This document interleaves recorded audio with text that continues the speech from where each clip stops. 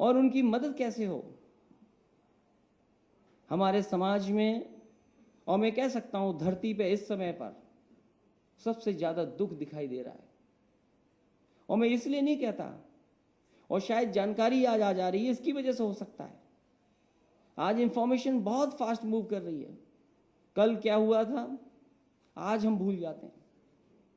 कहीं कुछ लोग जान चली जाए, कल हो सकता है उससे ज्यादा जान चली जाए, तो हम पिछली भूल जाते हैं। अभी बाढ़ आई अपने देश में, एक हिस्से में 50 से ज्यादा लोगों की जान चली गई। मोबाइल भी अच्छी चीज है लेकिन खराब चीज भी है। सुबह उठें और अगर आप सुबह देखें उस पर कि 100 से ज्यादा लोगों की जान चली गई एक हिस्से में, क्योंकि आपके यहां अंधेरा था, जरूरी नहीं वहां पर अंधेरा रहा होगा, आपके यहां जरूर रात थी लेकिन वहां समय कुछ और था। तो ये तमाम चीजें हमारे सामने आ जाती हैं। इसलिए दुख की सीमाएं भी बहुत हैं और दुख की कोई सीमा नहीं होती। इसलिए इस समय पर मैं इन दोनों बच्चों को बहुत बधाई देना चाहता हूं कि समाज के उस हिस्से में जहां तक कई बार हमारी नजर नहीं पहुंचती, सरकार की नजर नहीं पहुंचती, एक बहुत अच्छी स्टडी लेकर के आए हैं सामने। जब इनसे बातचीत हो रही थी, मैंने पूछा कि हम लोग तो कभी कभी समाज में जात और धर्म में उलझ जाते हैं। ये जो अनाथशाला में बच्चे हैं, इनकी जात क्या होगी, धर्म क्या होगी।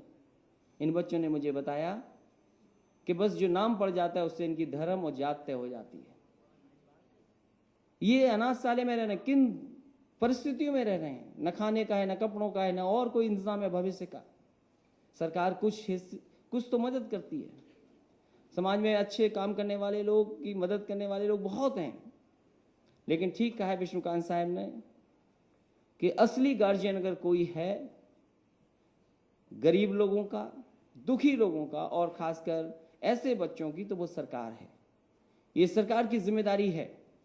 और क्योंकि हम समाजवादी लोग हैं, नेताजी की तमाम रास्ते पर चलने वाले लोग हैं, जो नेताजी ने रास्ता दिखाया उस पर चलने वाले हम लोग हैं, तो हम भरोसा दिला सकते हैं कि सरकार की तरफ से कानून और संविधान जो रास्ता दिखाता है उसके साथ साथ जो सहयोग कर सकते हैं वो हम लोग करेंगे। हालांकि अनाथशाला में इसलिए अनाथ हैं, ये जरूरी नहीं है अनाथ हों, क्योंकि इनके माँ बाप हैं कहीं पर, और वो गरीबी के कारण या किन परिस्थितियों के कारण ये बच्चों को छोड़ के चले जाते हैं।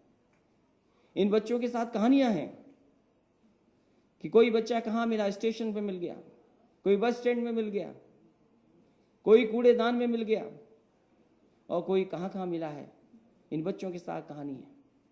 हम सरकार की तरफ से कोशिश करेंगे। मैं बातचीत कर रहा था अपने अधिकारियों से, क्योंकि हम और आप जानते हैं अनाथ हैं, लेकिन सच में कोई इनका माँ बाप है।